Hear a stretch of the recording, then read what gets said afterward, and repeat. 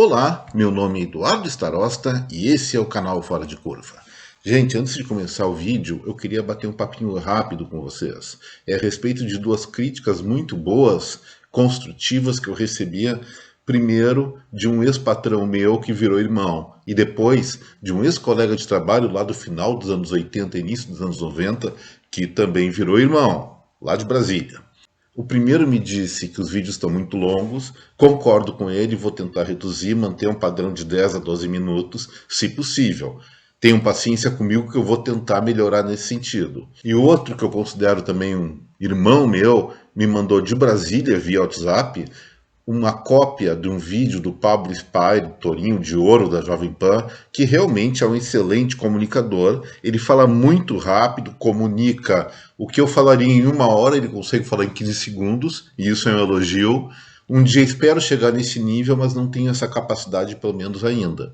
Mas mesmo assim, eu vou tentar ser cada vez mais dinâmico, e já que ele tem o Vai, Torinho, eu vou também fazer um plágiozinho, uma adaptação. E aí, usando o meu personagem incidental-acidental, eu vou começar a dizer eventualmente um Dale cachorrão.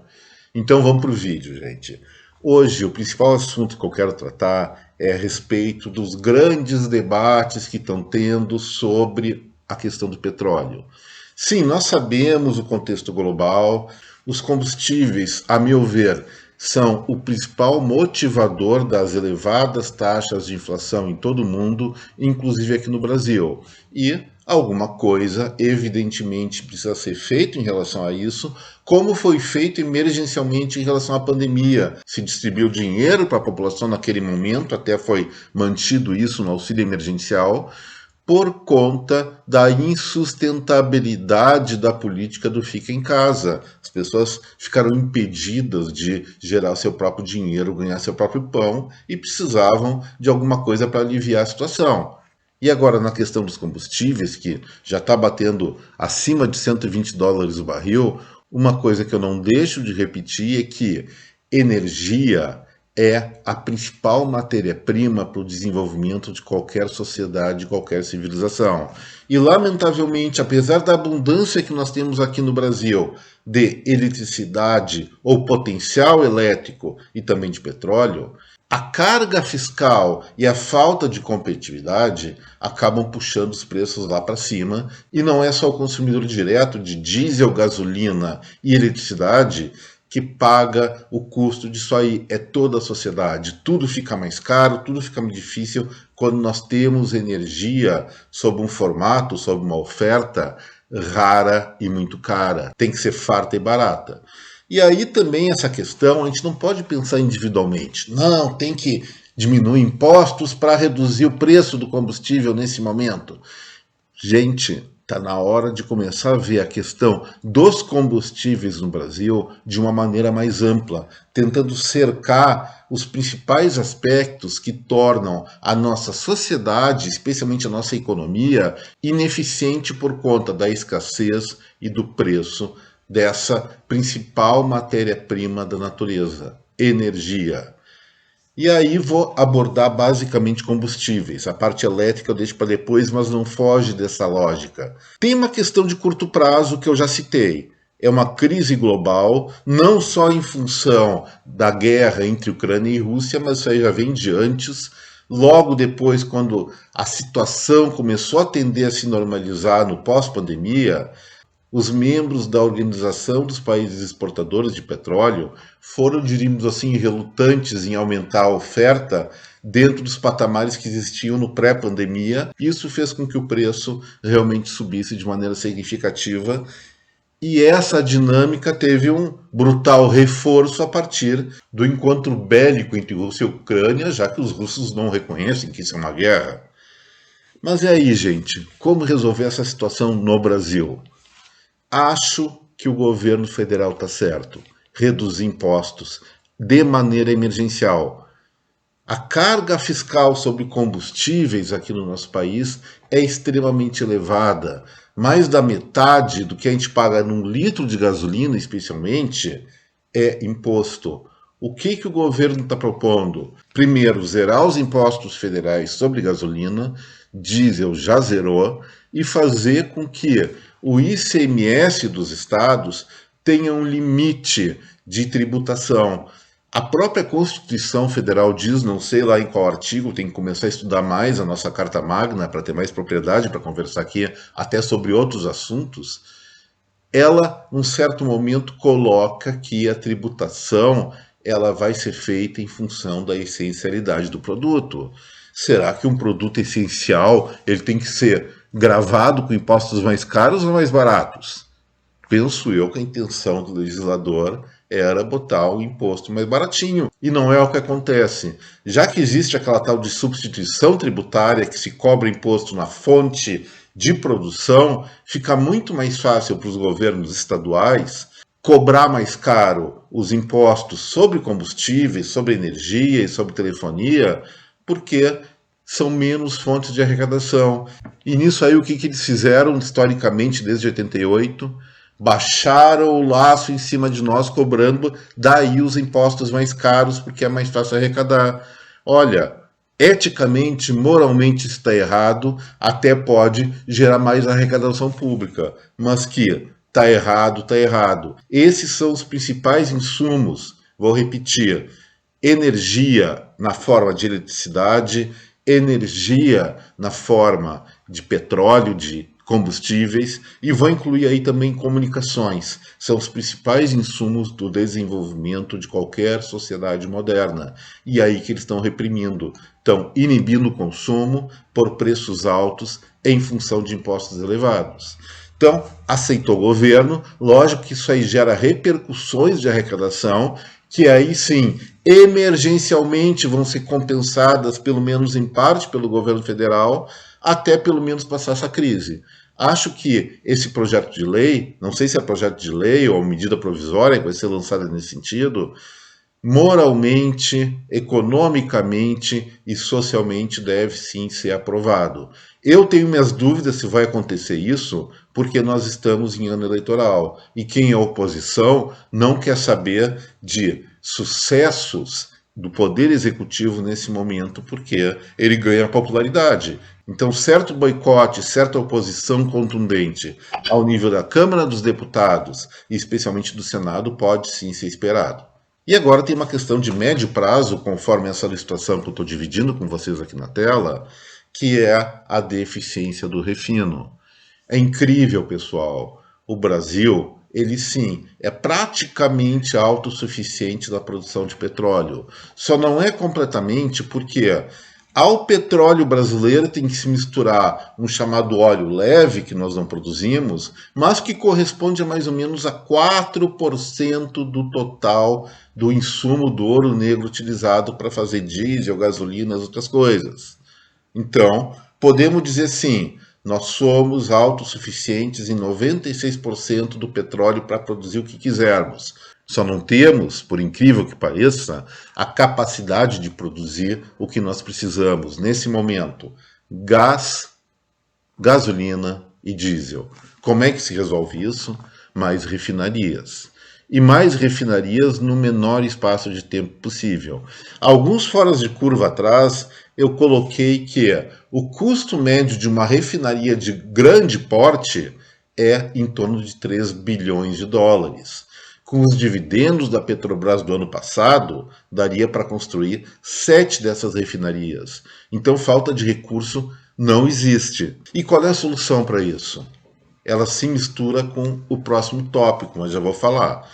Precisamos, sim, de maneira urgente para que isso não aconteça novamente. A gente não sabe quanto tempo vai durar essa crise do petróleo, talvez seja alguns meses, pode ser vários meses ou até anos. Então é bom nos precavermos, porque mesmo que essa seja superada, pode acontecer outras lá no futuro. E a falta de abastecimento sobre uma coisa que nós temos, pelo menos no seu estado bruto, não pode penalizar os brasileiros. Refino, pelas tecnologias atuais, não é algo muito complexo. Exige segurança, claro, exige conhecimento, mas isso nós temos aqui. Então, qual é a proposta para isso? Construir novas refinarias, o óbvio. O que eu saio do óbvio e um pouco fora de curva, não muito até, é o seguinte: essas refinarias preferencialmente não devem pertencer à Petrobras, devem ser privadas.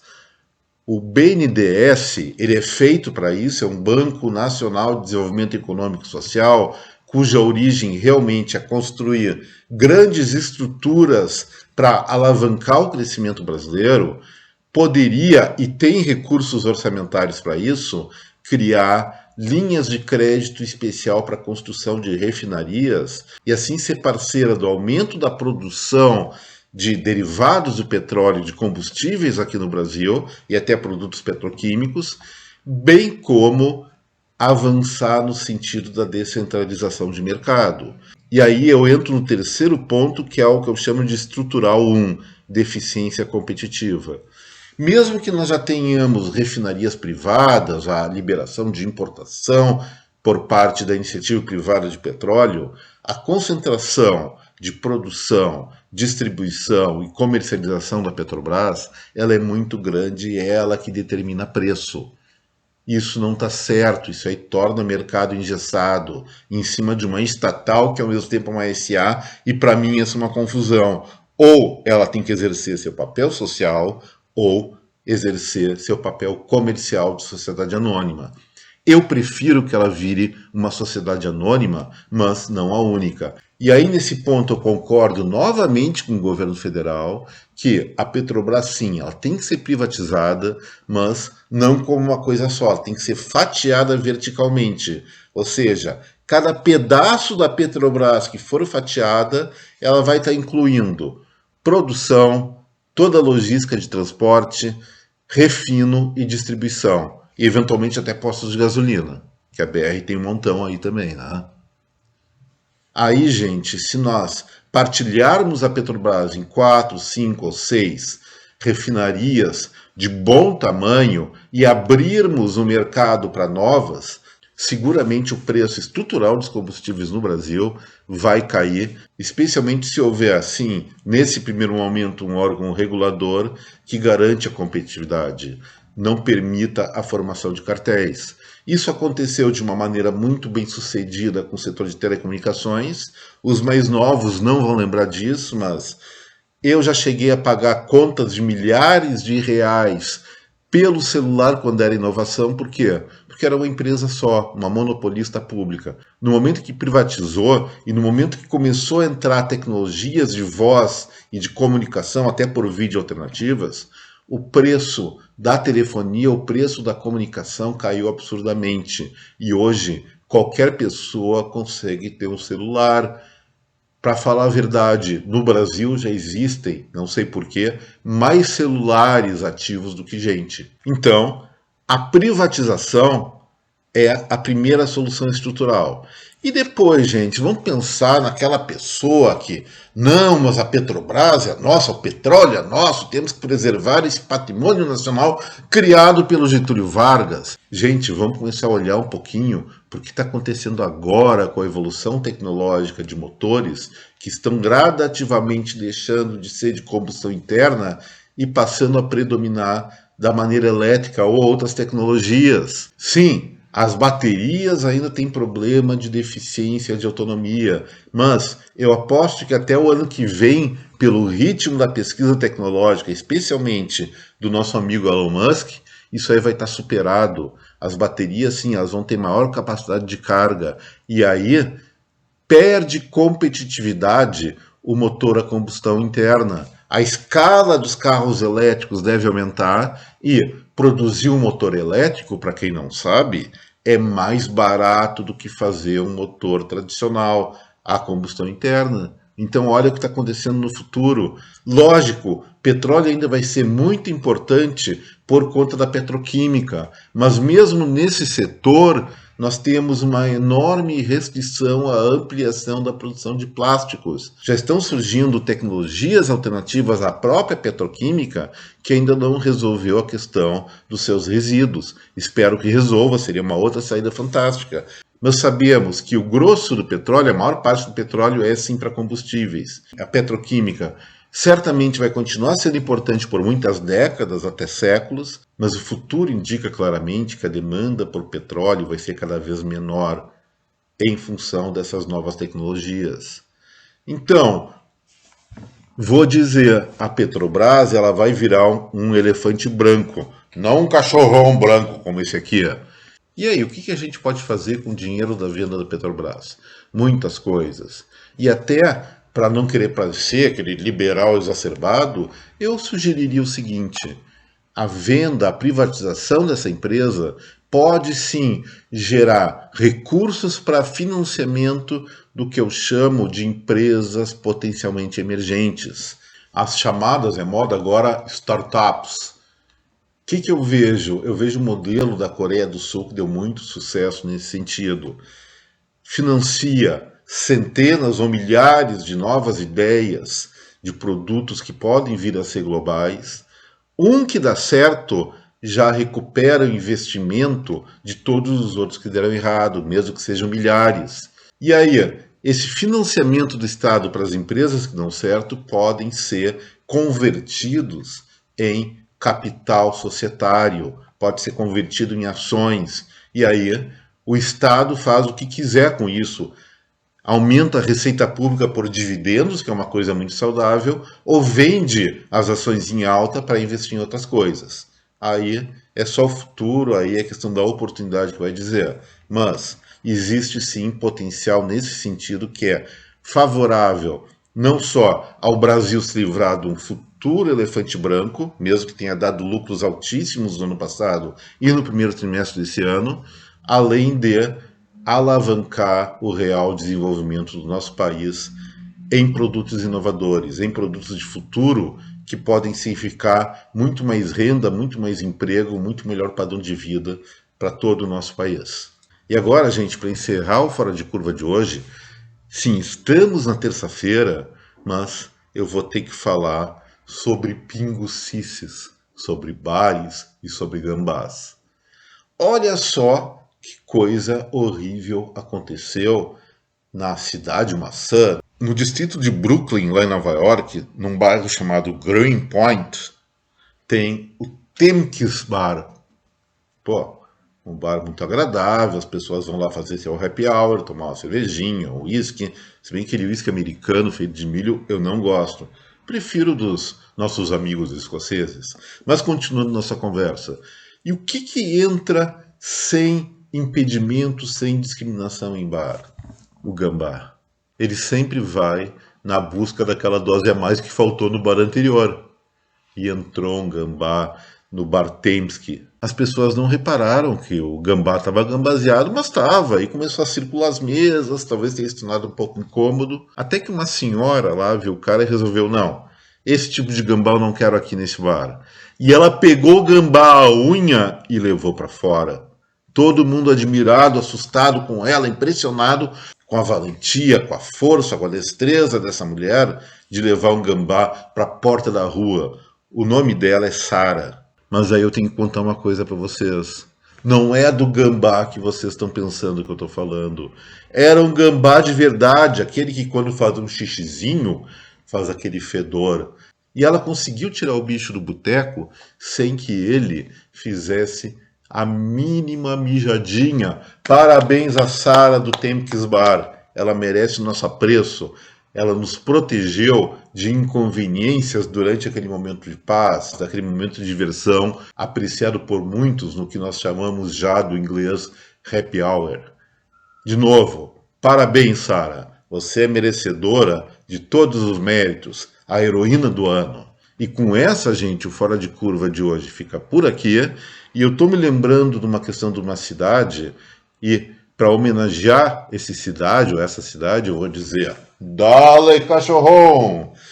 E muito obrigado pela atenção, um forte abraço em cada um de vocês, até breve, tchau.